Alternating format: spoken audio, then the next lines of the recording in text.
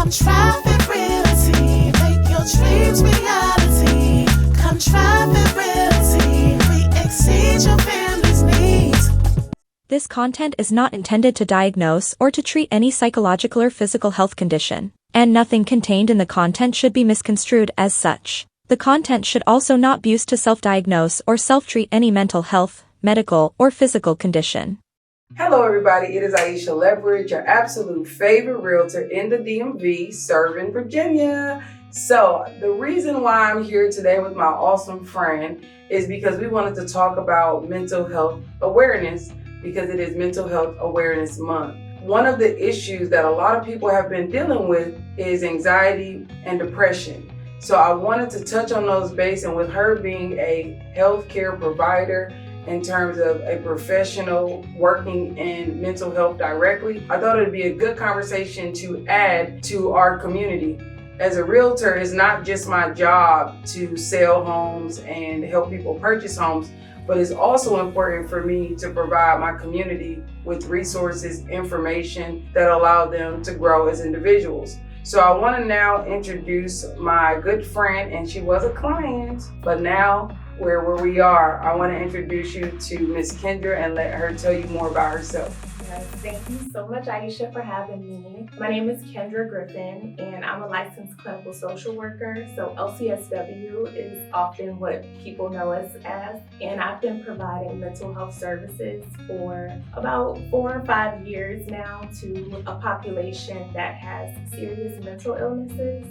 But I'm also very fluent in depression and anxiety. So that population is something that we can all a little bit more about.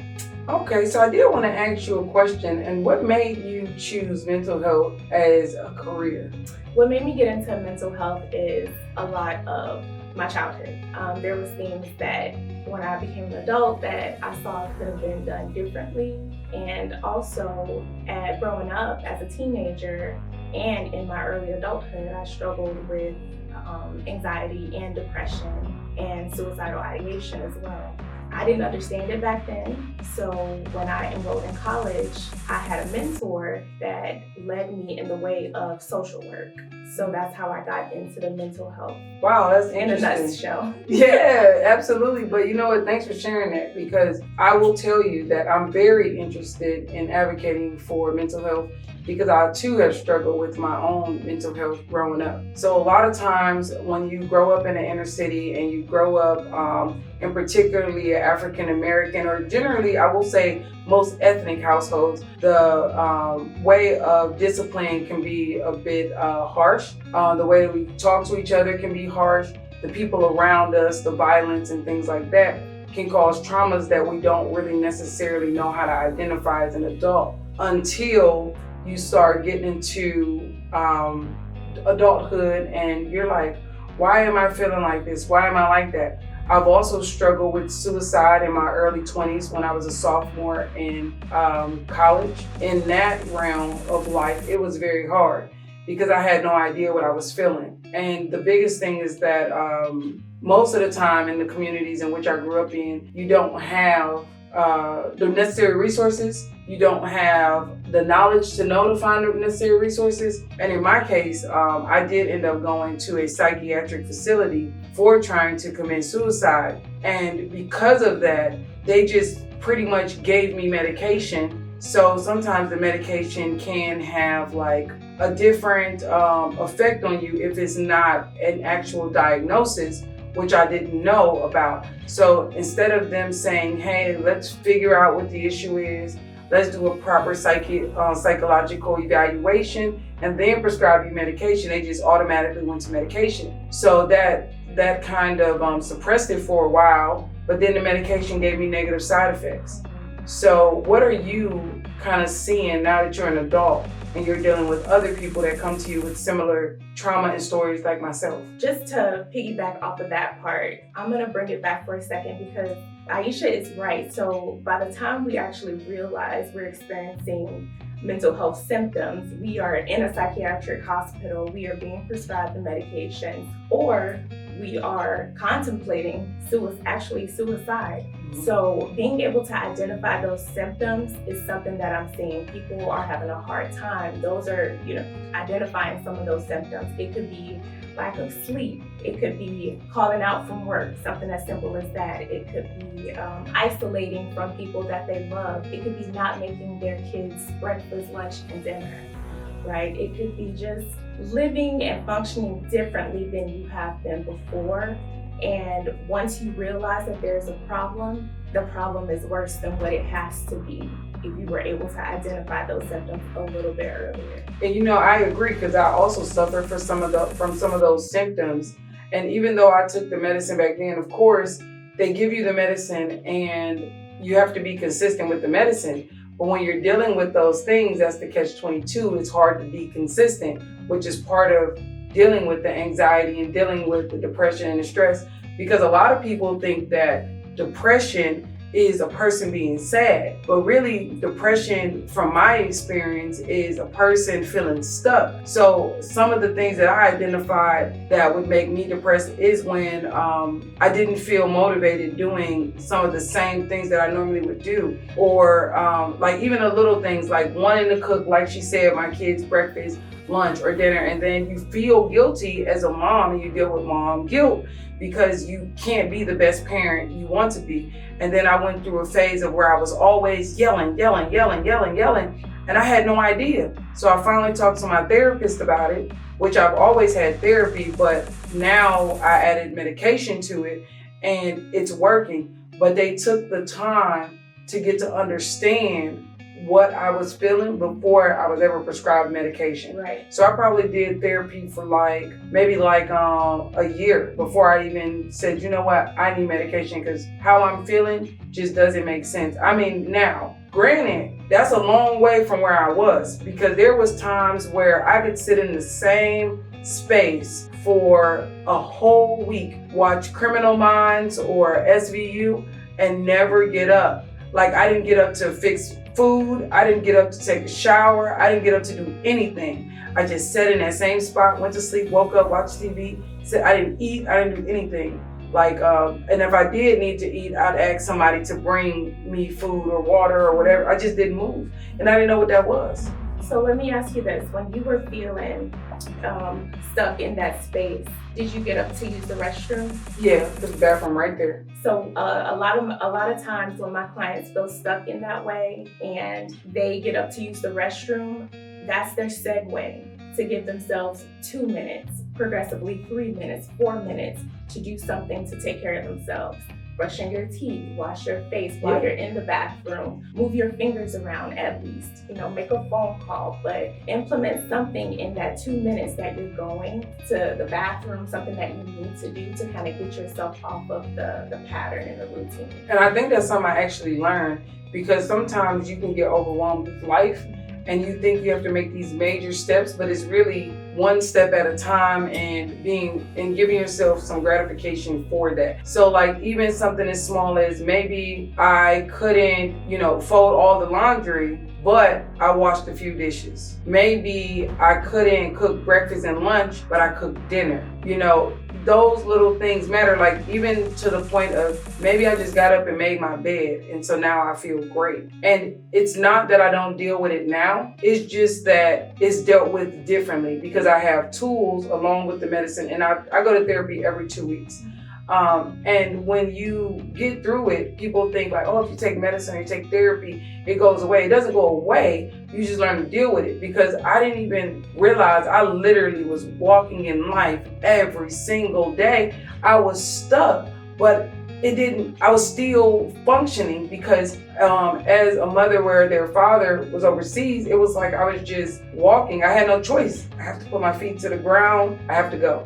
That's just what it is. But I wasn't physically, in myself. I was out, gone. So I especially like when I have a client that is in their 19, 20 years old, right? Because they're coming to us and they feel like something's just not right. They can't describe their symptoms. They can't really kind of express the way that they're feeling, but they know they just don't feel right. And this is the time where I provide a lot of education on different symptoms, because what I am seeing is a lot of the younger generation, they want to know what the diagnosis is. But diagnoses can be very stigmatizing. So what I focus on is let's figure out what the symptoms are first. Let's figure out what is keeping you from functioning in the way that is helpful for you in your lifestyle. So I like to always consider diet, exercise, water. How are you taking care of your body? Sometimes they haven't had a medical physical in 5 years, and when they go get blood work done, something could be, wrong in that way. But weaning out some of that medical health before we get into mental health is always helpful for anybody, no matter the age. So I like that. And I will say though, being a person that struggled with depression and going back to doing those small steps, it's sometimes where you just stop working out because you just don't feel like it. You're just not motivated to do it. So my small steps to myself would be like, okay, I showed up at the gym. I might not have went in, but I showed up to the gym, And then the next time, okay, I'm going to go in there and I'm going to walk on the treadmill for just 15 minutes. And then slowly but surely, I get to my goal. And I had to learn to start setting small goals in order to keep moving. But it's going to be a daily struggle. It doesn't go anywhere. You just learn to deal with it better. And I feel much better. So as far as medications are, I think that people, they have to do what works best for them, right? Mm-hmm. Whether it's exploring medication options, whether it's solely going to therapy, but identify what works for you, but don't be afraid to see a medical provider, a psychiatrist, a nurse practitioner, someone that can provide you with a psychiatric evaluation and give you medication options as well. So just because you're seeing a psychiatrist or someone that can provide you medications doesn't necessarily mean that they have to prescribe them to you. You can just go for education if you want to just learn a little bit more about it. I agree, and I'm gonna piggyback off of that. So I did not even know, so I'm dealing with my daughter who has ADHD, which with ADHD, it can sometimes transfer over to also ODD because they're constantly being told they're doing something wrong. So then they create defiance, and then it creates anxiety because now they're nervous about what they're doing. So it's really a whole trickle effect. Now, I met a doctor in another state, and she said, I don't think your daughter has ADHD. I think she's just been through a lot of things, with her dad being gone, things like that. Have you had her psychologically evaluated? And I'm like, yeah, she talks to the psychiatrist. And even in my phase of life, I still was not educated on understanding that part of it. Mm-hmm. So there is actually, she was like, well, let me ask you this. Have they taken hours and a few days to test her? And I said, no, it's just a conversation. She said, that was not a psychological evaluation. So then I had to go in and seek a psychologist. And right now, getting any type of psychiatric help is hard because they have long wait lists. So if you want to go back to school for something, that's needed. Yes. So when I say that, I just know that so many people are being wrongfully diagnosed because they're going straight to the medicine versus doing those things that you said before, and then also taking the proper steps to be properly diagnosed. Yeah. Like you do have to, I've learned, is advocate for yourself, your children, or whoever might be dealing with the mental disorder. That's kind of where I wanted to go and just kind of chat. Did you want to tell the people anything else about what you're dealing with, what you're seeing, some of the things you've been able to do to help support? Yeah. So what I do want to say is don't shy away from therapy. Don't shy away from medications if that is the option for you. Consider it like a coping skill. And one thing that I do like to say is if you take a medication for a migraine, if you take a medication for blood pressure, it's for a reason. It's so you don't get worse. It's so you can function day to day in the world. It's so you can be productive as you want to be. So those are the reasons why you take those medications, so you don't get worse. So think of your mental health in the same way. If it requires medication for you to be able to function better, why not? Right? If it requires therapy for you to be able to function better, why not? If you are experiencing any sort of crisis, suicidal ideation, suicidal thoughts, please call the crisis hotline at 988-988. And that's anywhere you are, from any cell phone, from any house phone, 988. Well, on that note, why not? Yep. I just want to thank you guys for tuning in today. I want to thank Kendra for stopping by and giving her expertise. I want to say expert in this discussion. And I hope that you guys will come back and see what else we have to offer. You guys stay healthy and get through the Mental Health Awareness Month and really understand that you do have support. You just have to reach out. And even me as an individual, if you reach out to me personally, I will help you find the resources. So you all have a good day. And thank you so much. It's Ieshia Leverette. Talk to you soon. Bye. Come try Realty, make your dreams reality. Come try Realty, we exceed your family's needs.